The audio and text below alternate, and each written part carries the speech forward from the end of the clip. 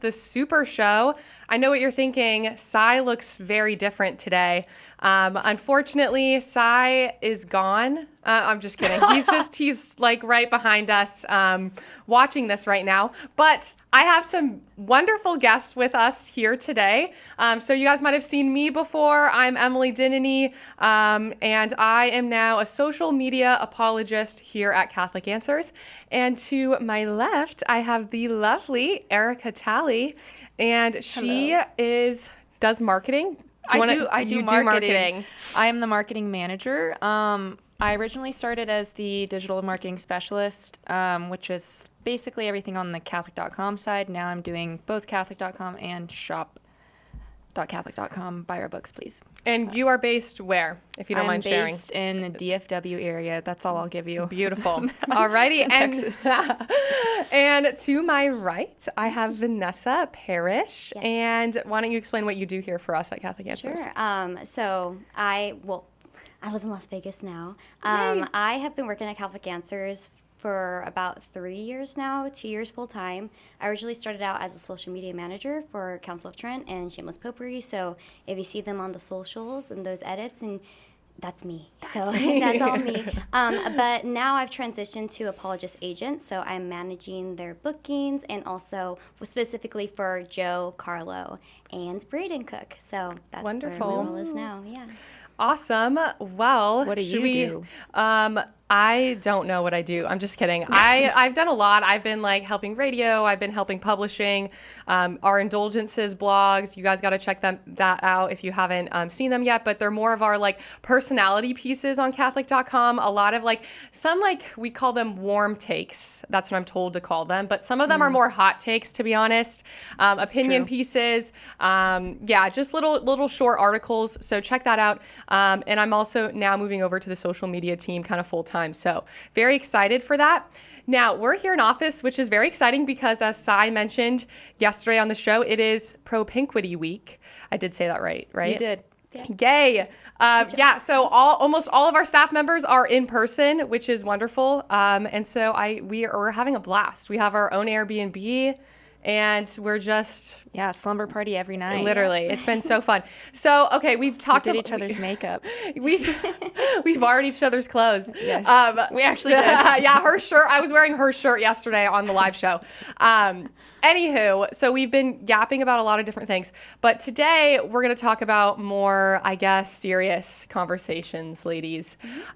Sort of. So what's been trending in the news, very hot right now, and in the Catholic world right now, too.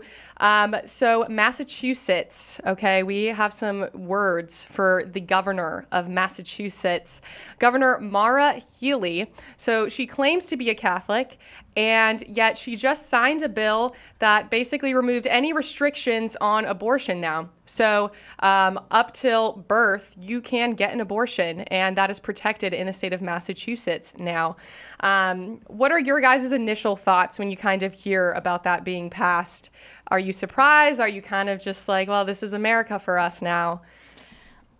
I am surprised in the sense that it's horrific, but I think I was telling you earlier that I feel like the pro-abortion movement has really moved the goalpost, and it feels like it's moving further and further every day, where it used to just be, no, we just want access to safe abortions, and now it's...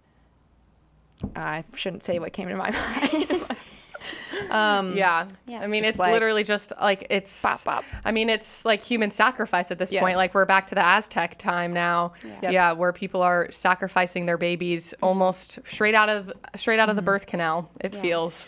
And Yes. I kind of feel what you're saying.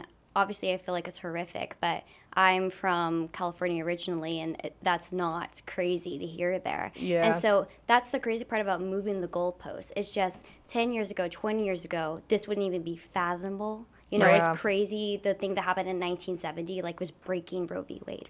Right. And then now it's like, oh my gosh, they're not letting us kill our children up until the birth canal. Right.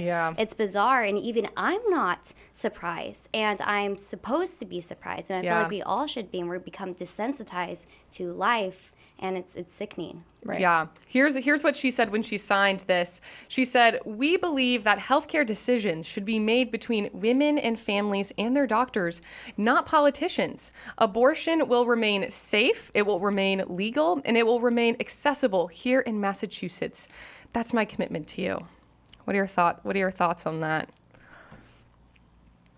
I think that she's totally been brainwashed.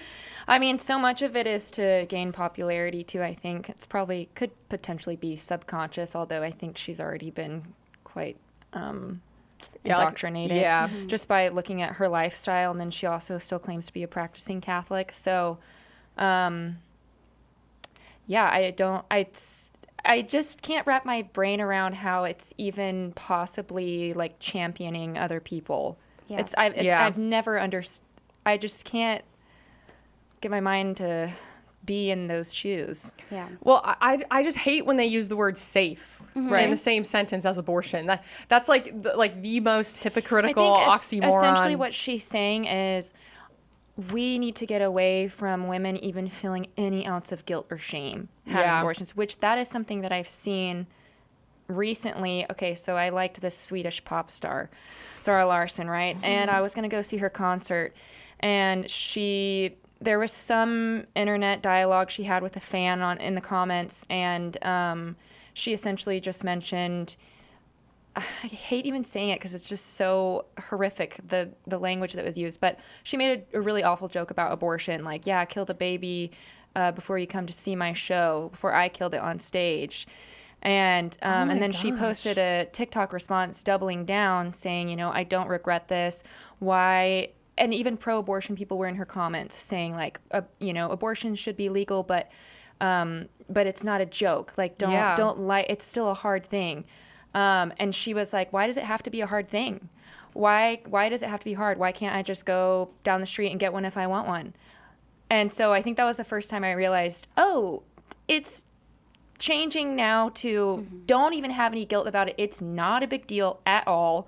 Because at very least, that was like the one solace I had with the pro-abortion movement was, okay, at least majority of them feel some sort of pain afterward. Yeah. Anyway. Yeah, I can understand that. And I was like thinking about what would I even say to this Massachusetts governor or someone that agrees with it. But it's the same argument points that we have had. It's not safe. It kills someone. And we could like go into where the whole law that came in that's between you and your doctor and how that doesn't actually even work with abortion.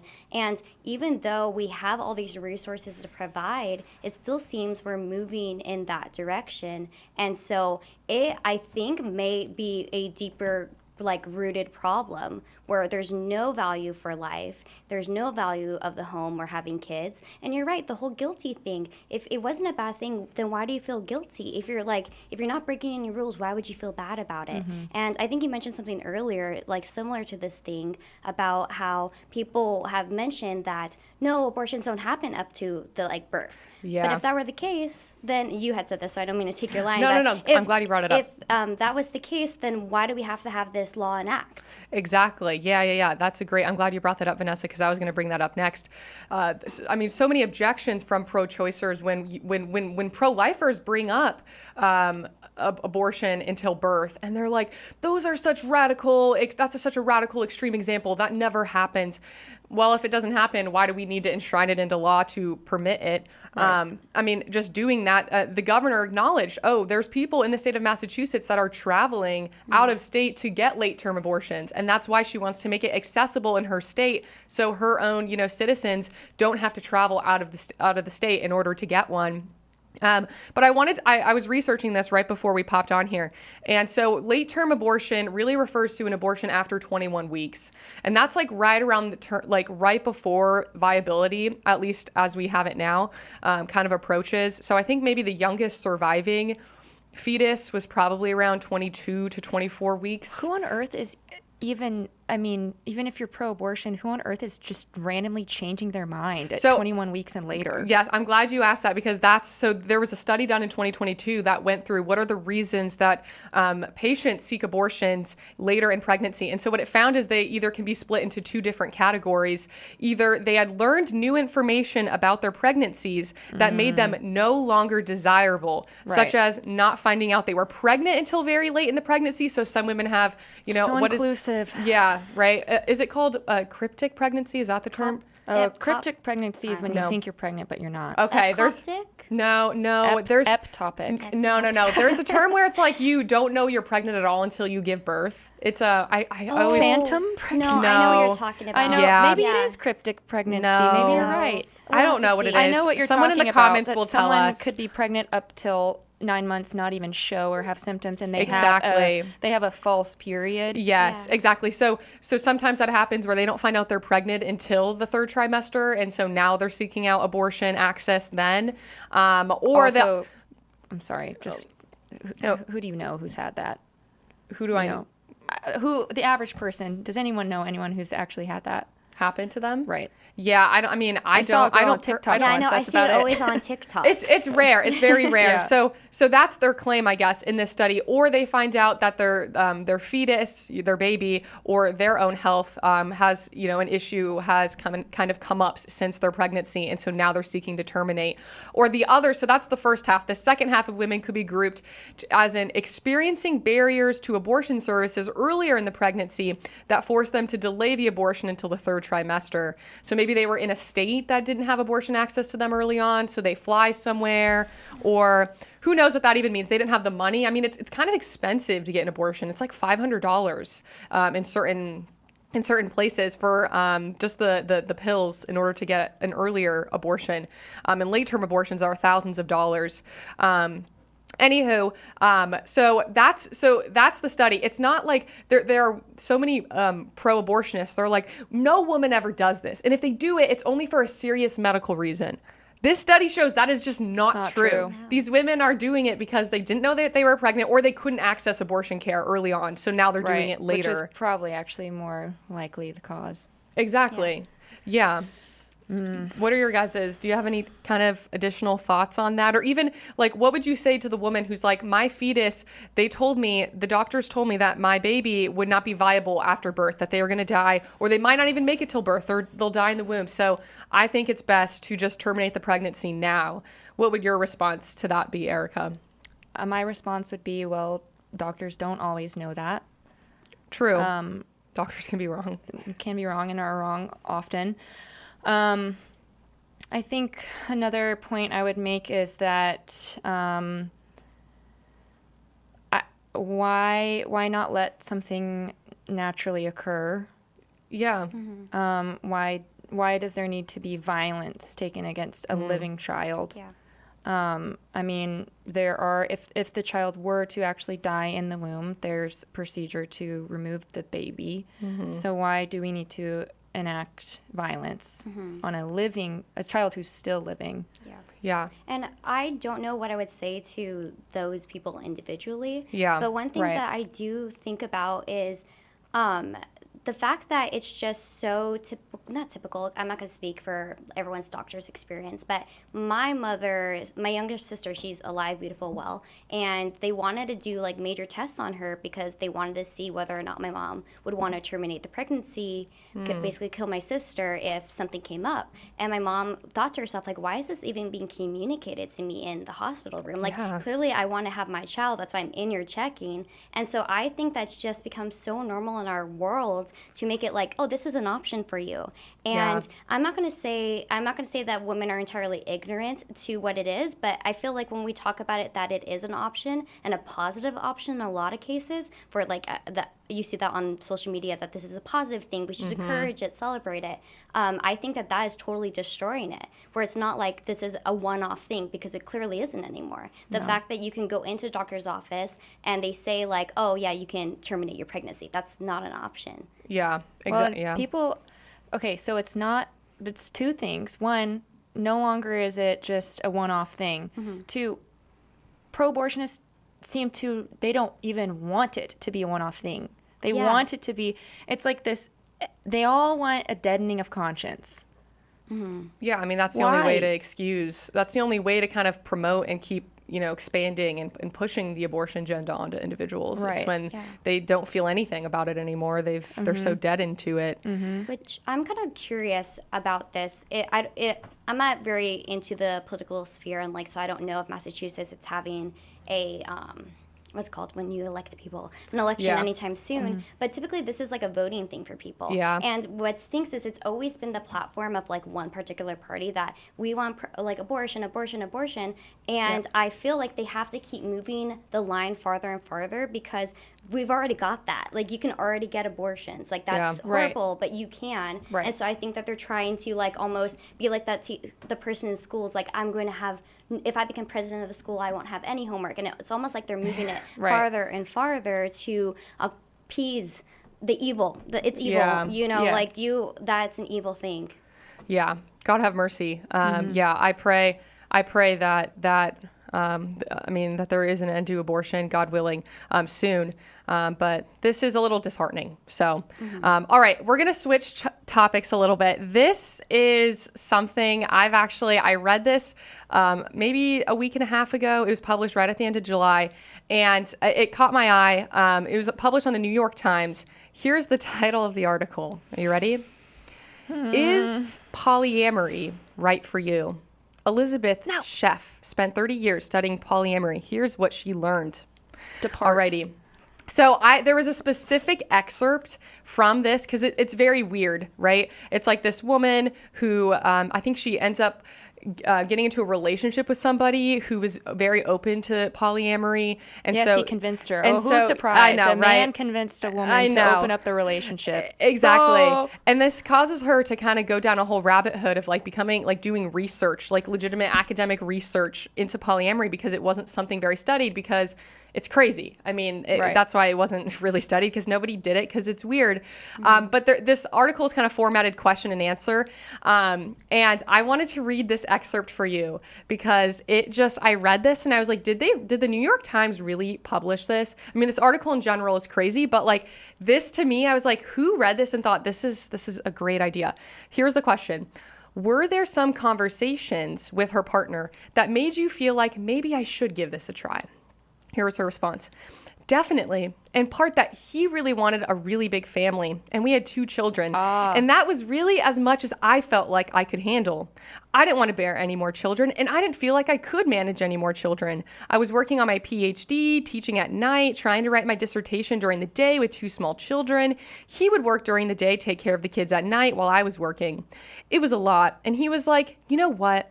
If we could have another woman who really wants to take care of kids and you could be like the 1950s dad that you just come home from work, read your newspaper while other people take care of the kids and make food and clean the house and stuff.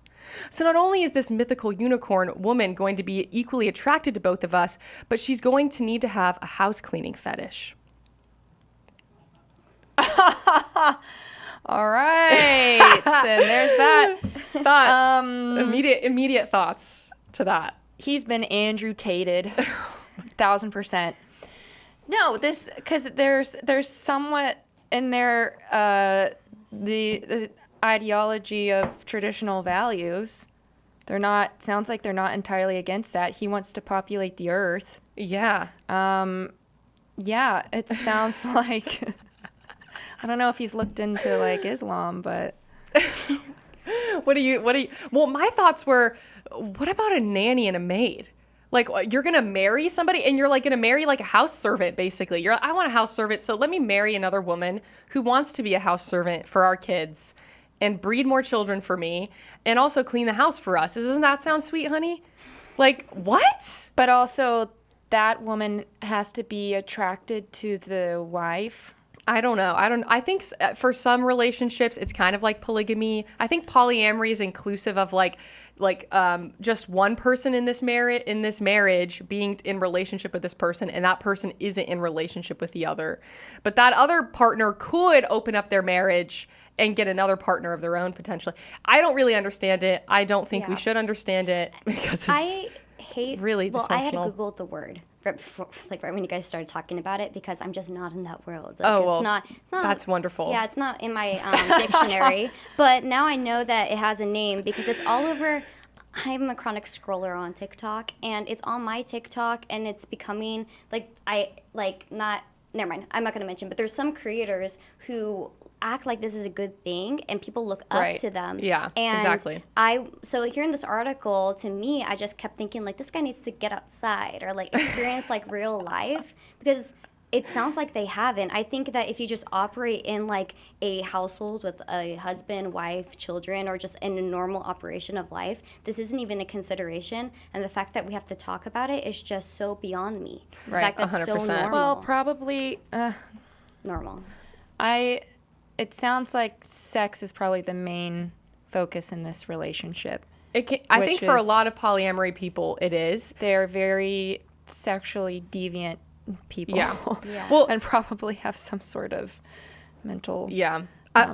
My opinion when I read this was, I think this is the fundamental problem in a lot of marriages today, where people, this idea of compromise doesn't exist for these couples. Right. Like, oh, my husband wants more kids. Well, I don't really want more kids. So let's just add Find somebody to our someone who marriage. will Like, do that. no, like a normal married couple would be like, oh, like, okay, let's talk about this. Let's see, are there other things we could maybe sacrifice to kind of meet in the middle? Mm-hmm. You know, we have another kid, but then we wait, we have a bigger gap in between potentially the next one so that I can continue to get my education. Like, I think people, they have this understanding that like, oh, I shouldn't be forced to change who I am. I shouldn't be forced to kind of compromise my values and my goals in life for this other human being, for this either spouse, Yeah. right? And so I think that's why so many people get divorced. I think that's why sure. they don't even get married, because they can't settle down, because they meet somebody and they're like, well, you're not the cookie cutter version of what I want as a Right. spouse. So, and I can't make This you is change. hard. Yeah. Yeah, and you bring up a good thing. You brought up a word, sacrifice. Yeah. And that's something that a lot of people don't want to give up, whether it be in your relationship or it just being like not eating a cookie if you're trying to go on a diet, Like Yeah. that's, we as a world now have just decided anything that makes me feel good goes. And that kind of goes with the abortion conversations. Like whatever. This is even prominent in Christian circles too. Yeah, it's like whatever appeases me, God will forgive me. Like there's this attitude that nothing matters, and it's disheartening because where are we supposed to go with structure? And for our children, there's not going to be any like formation of authority, and that's really what it's moving into. That anything goes, and now we have polyamory relationships. Well, this is another problem too. Is how does he think his kids are going to turn out? I know. Well, this woman, she said that was her focus of study, because there were no studies on it. What about the children in these relationships? Do they turn out weird? So this is just an experiment for her. Sort of. I mean, she claims right. that her research showed that the kids didn't fare off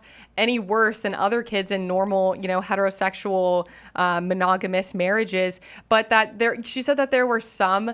Okay, no, actually, I do want to read this because this was funny too. Here we go. What did kids tell you were some of the best things about growing up in poly families?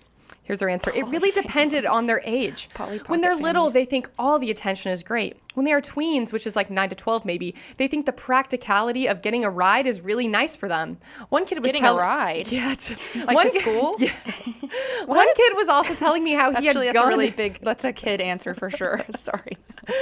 How he had gone to the store and one kid was telling me he had gone to his mom and been like, Mom, I want some money to go to the store and get some candy. And the mom was like, no, did you do your chores?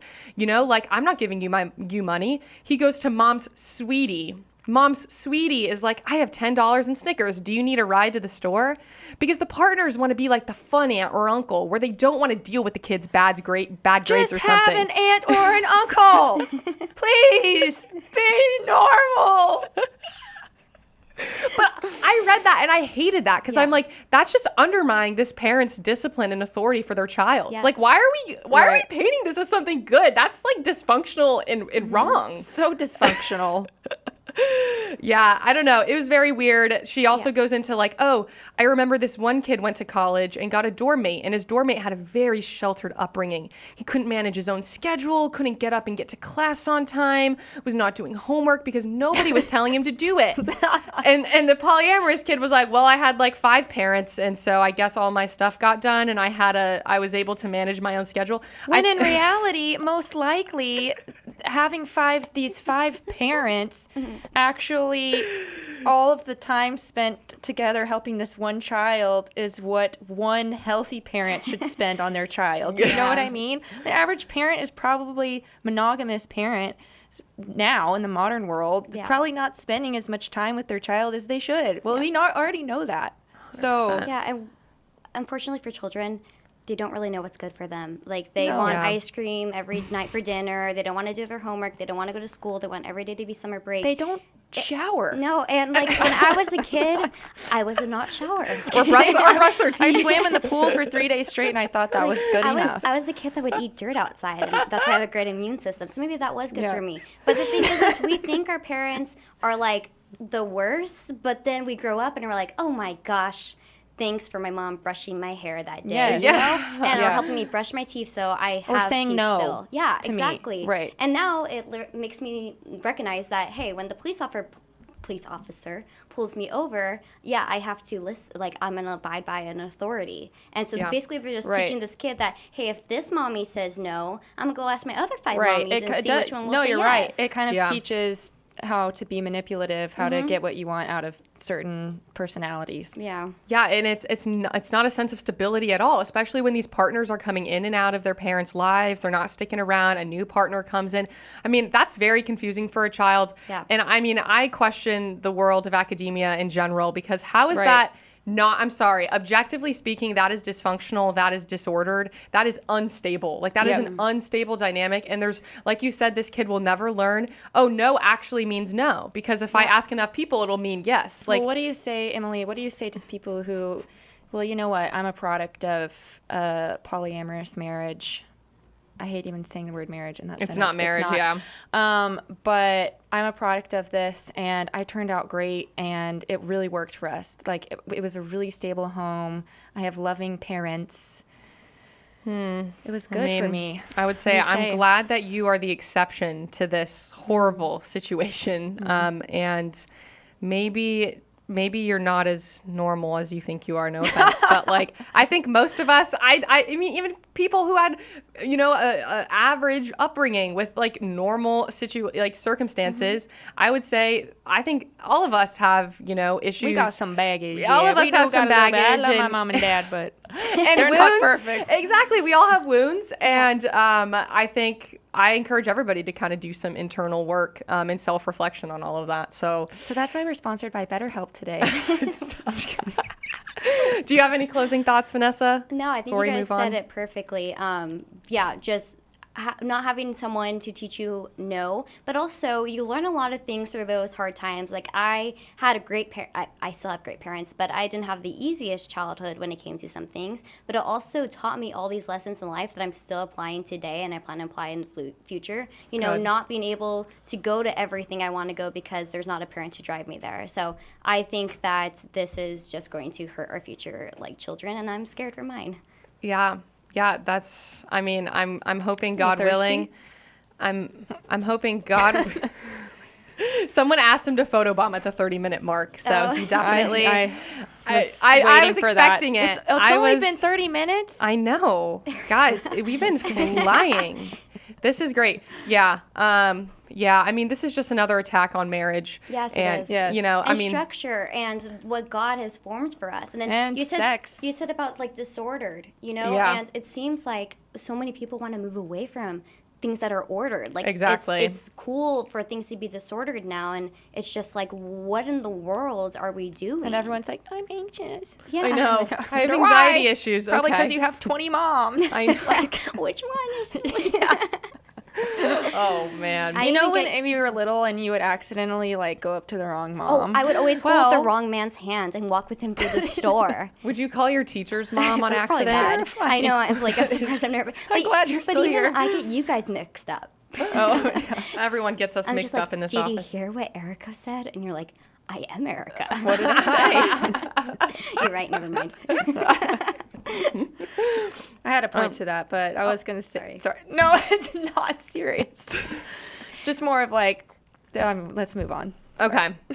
Alrighty. So, yeah, I was going to say Satan gets creative. Yeah. Satan gets creative. So this is just another newish thing that he's trying to, implement to kind of attack marriage. But we're not falling for that lie. Nope. Thanks be to God. I mean, two out of three of us are already married. Stay monogamous. And more people And to should- one man. Please. Only to one man and only ever to one man. Yeah, and more people should. We're speaking for women. If you're a man, only to one woman. Yeah, I feel like more people should feel comfortable saying what's normal and what isn't. Like Yeah. I feel like we shouldn't be afraid to have this stance and like Yeah. it shouldn't even be talked about. It's just weird. It's Yeah. You're wacko. Yeah, we don't need to sugarcoat it. Like, Yeah. people are so afraid to say that. They're so afraid to like step on toes or, oh, this family doesn't look like how an average family looks like, but we shouldn't judge. No, I am judging. Oh yes, yeah. It's okay to assess the situation. Exactly. And to make remarks. Yeah, and a lot of people are in the comments saying that it's not cool, it hurts people, and it's true. It hurts not only your own family, but it just hurts the world and the way that we like evolve and deal Right. with each other. So yeah, that's a good point. It does hurt other people. Yeah, that's awful. Okay. All right, switching topics. So I saw this today. This was published yesterday. Here's the headline. Ring by Spring, a view into Christian college dating culture. So why did this person write this article yesterday? Well, because apparently Hulu has a new upcoming series Hulu, more like boo-boo. called Ring by Spring in Cabo. That's where it's based. And everyone on the show will be a college-aged Christian. And the show's premise, a ring by spring, is derived from a polarizing cultural phenomenon that has persisted for decades, which is getting engaged your senior year of college in the spring, right? So I think the series is probably going to be like, oh, can you find your husband and get proposed to? What's interesting is that the most interesting thing about this to me is that it's set in Cabo. I know. I think that's so ironic. Isn't that where people go to like find their... I don't think No, I'm Christians just- go there on spring break. I don't know how They probably Christian... shouldn't. How Christian do you think these That's the guests will thing. be? I think that they're probably like really good-looking young TikTok stars who, say they're Christian, and they may very well maybe, but it's probably who's going to go on the show. But We'll see. we'll see. I won't watch it. I just wonder what is the goal behind the show, because like we have all these other reality TV shows, Brand and, deals. Yeah, but like I mean, for the producer, like I'm always looking for like what's Right. the underlying story behind under I this. see, I It's see. like what is the goal? Like what are they trying to communicate to us? You know how like parody movies, they're trying Right. to communicate something. So it's like, are they trying to tell us that marriage shouldn't be done when you're young? That like they're trying to promote like late Right. marriage? Like Or what that are it they? can work. Yeah, I'm not sure. Yeah, that's an interesting point, Vanessa. I mean, honestly, they've been doing this kind of thing, just not with Christians. Yeah. Like, they have Right. like Married at First Sight, or Yes. I mean, there's a bunch of reality TV shows where they're hoping people will get proposed to. My Yeah. 500-pound life. I Or think is it I think you're 300? thinking of the wrong. Yeah, I don't. I don't remember. I don't remember that episode. there, but it just like concerns me about that. Maybe they're trying to show that young marriage is bad, and we were Yeah. like kind of chatting about this like earlier, and I was thinking about how I almost feel like it's really negative to get married young. Like I feel like as a whole, people try to say no, you should wait till this, and I'm like, if I met my husband at 21, I would have married him then. I Yeah. just unfortunately met him when I was older than that, and so I don't know if it's trying to like almost dispromote young marriage. Right. That's a good point. I was thinking just now, it came to my mind. I had a realization that perhaps they're putting them in this position to showcase just how lustful they potentially all are. Yeah, That could be it. I mean, that would be great. I think if they, I mean, I don't know if it'd be great. I mean, the reality But they is, probably wouldn't use that word. They probably would say something more like, sexually frustrated or, caged in or whatever. I'm talking about like the producers. I know, but I'm curious, like, are they actually going to think fornication is evil? Like, think of the Bachelor, the Bachelorette, right? Hannah Brown. And she was like, Jesus still loves me. yeah, she was very known. I mean, for people that don't watch garbage reality TV shows, Yeah. this was before I became Catholic, so I can, Me too. that was my excuse. But this, I was there was Catholic. well, because there was this whole appeal that she was this like Christian bachelorette, and Right. she was, country girl and just faithful to her values. And then, of course, every time in the Bachelor or the Bachelorette, towards the end of the season, when she gets down to like 3 men, they allow them to go to the honeymoon suite, which is they get to stay the night together for the first time, and everybody's like, well, what is she gonna do with those men when she's staying the night with them? She's gonna Because do all 3. oh well, I thought it was only like 1. No, It was 2, and Oh, then the other one. the refused? other guy- yeah, the she- other guy left. No. Yeah, he was very Christian, and then he Yeah. was mad because she Yeah. didn't sleep with him. And I'm like, well, if you're a Christian man, why Yeah. are you mad she didn't just commit sin with you? Yeah, and then they got mad, and I don't know. All right. Let's. Anyway. No, but there was a guy on there, and he said, "No, I don't support this. Like, I like you, but I don't support this type of lifestyle." And he got torn to shreds. And I'm not going Yes. to talk about like personal statements he made because I don't know what he said. But I remember them tearing him to shreds because he had values, and that's what I keep trying to communicate. Like, people Yeah. are not operating in an ordered way, and they don't think in an ordered way anymore. We're told not to. Yeah. I mean, so who knows what this show will consist of? I'm hoping they're going to actually be faithful Christians, but I don't know if a okay. faithful Christian would actually go on a show like this. Another thing is that a lot of non-Christians think Mormons are Christians. What if it's just a bunch of BYU students and they go crazy? I know. I don't. Yeah. Who knows? Anyway. I mean, we're not going to watch it. So No, we I won't. mean, we're that's not also suggesting that you should. Yeah. Okay. This was really just the starting point into the rest of the article, which just kind of in general talked about this ring by spring culture. Is it a good thing? Is it a bad thing? So I wanted to hear your ladies' thoughts on ring by spring idea. I mean, were you Catholic in college? No, I wasn't, but I was still a practicing were still- okay, Christian, yeah. and I genuinely thought, that's what you do after you graduate. You get, if you're dating somebody and it's serious, you get engaged. Okay. And have your views evolved since you became Catholic? I think my view on it now is that I think that it can work. I don't want to discourage young people who seem prepared in all senses that you could possibly be prepared for marriage. I don't want to discourage young people from getting married. I think that it's a great thing. I think that you can grow together and so many virtues and financially, et cetera, have a lot more kids. But I don't think that it works for everyone, and I think that we have a very coddled culture now, so it's just kind of different. So I think it takes a specific person and a specific couple to really work, because I don't know what the divorce rates are for people who get married young, like in the 21st century, but I would say it's probably pretty high, unfortunately. So I think it just depends. Okay. Vanessa, your thoughts? Well, see, I may consider it a little bit differently because I am 29 now, so I got married when I was 29 actually. So no, how old am I? you're 28. I'm getting You haven't old. even I turned forget. 29 yet. Wait, I- have you turned? I Yeah, turned you were 29 this 28. month. That's Aw, why. happy early birthday.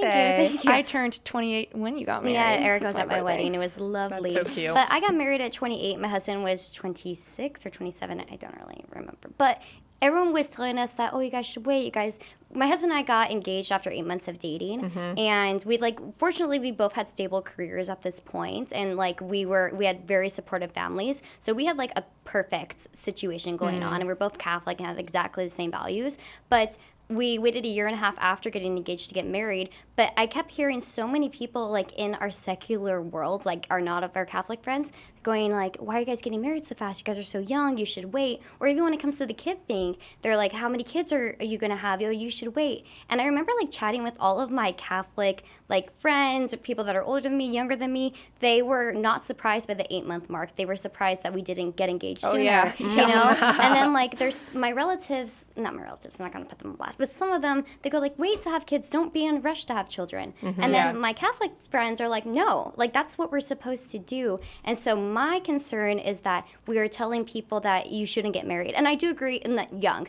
And I do agree that there's some people that jump into relationships and marriage early on in their young years, and maybe they need to form their thoughts a little bit more. But I don't really like how the world makes people that choose to get married young look like they are just crazy. Yeah, And just- right. Yeah, I 100%. agree. I think, yeah, I agree with you guys. I mean, I think this is not a Christian that's writing this. I think she kind of abandoned her faith, unfortunately, but she's critiquing this ring by spring thing. And I think rightfully so. I think this, I'll read you what her words say, but I think that this is true. And I think maybe all of us can actually relate to this sentiment a little bit. So she says, from the outside, it might seem easy to poke fun at the seemingly desperate girls who go to college for a Mrs. degree. But for those of us on campus, underneath the jokes ran an undercurrent of anxiety and anticipation. Any of those men from the brother floor could be your future husband, and if not them, perhaps it was a guy in your geology class or the guy leading worship during the well-attended chapel services. I feel like that can be somewhat relatable when you're immersed in these like environments that have such a heavy emphasis on you need to find your vocation, you need to find your husband or your wife, or you're not actually like living out your But life so much well. of that never goes away. After think- college, you're saying? Yeah. Yeah. As long as I mean, since I was a little girl, it was like we would pretend to have weddings and we had Yeah. little babies. It's like that's just what you do as a woman. You're just all constantly like longing for that.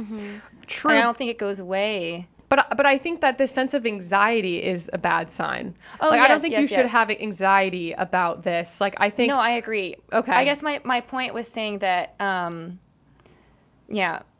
don't think that it's like isolated to just college, you know? Yeah. Yeah. Yeah, I think there's some pressure in some of these circles where they feel like that's the age, because they're in their early 20s now. So they're out of high school. You get married, Right.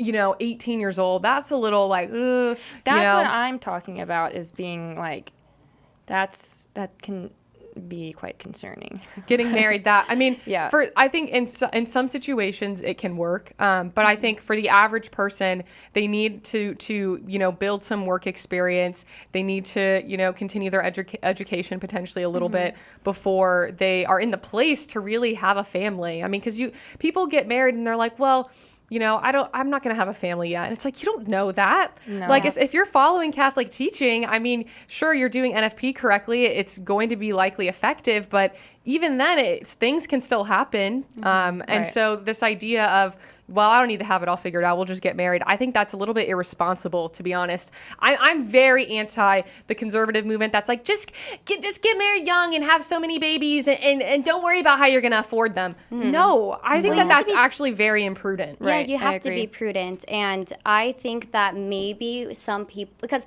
I will admit I fell guilty into this. Like, I thought, oh, I'm going to find my guy in high school, and I did not. And Yeah. then I'm like, I'm going to go to college because I'm going to find a guy in college, and then I'll be Yeah. a stay-at-home mom, and that didn't work. So then I went to go get my master's, and I just continued college, and then I found Trevor. So I'm so blessed with that. But so I'm not going to say that I wasn't one longing for that, but I think I was longing also for stability in my life. And I'm Yeah. curious if some people don't know what to do with their lives, so they Yeah. fall back on Yeah. it. So that's a concern, but it's all about being prudent and like making it make sense in your own life and your own circumstances, and not being swayed by either side. Because I can see that in like maybe more like Christian circles of, wait, why don't you have a baby? Why aren't you like already married? And how that could be a pressure on that individual. But then I just feel like in the secular world, it just seems like a negative thing to get married. Yeah.